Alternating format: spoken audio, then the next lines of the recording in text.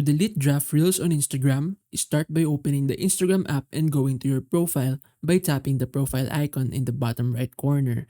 Next, locate the reels icon on your profile grid, typically found in the middle of your post grid.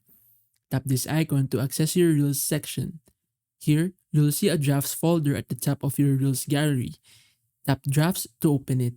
In the drafts section, review the draft reels to select the ones you want to delete. Be sure to double check your selection as this action cannot be undone. After selecting the drafts you want to delete, return to the main drafts page and tap the three-dot menu icon next to the selected draft.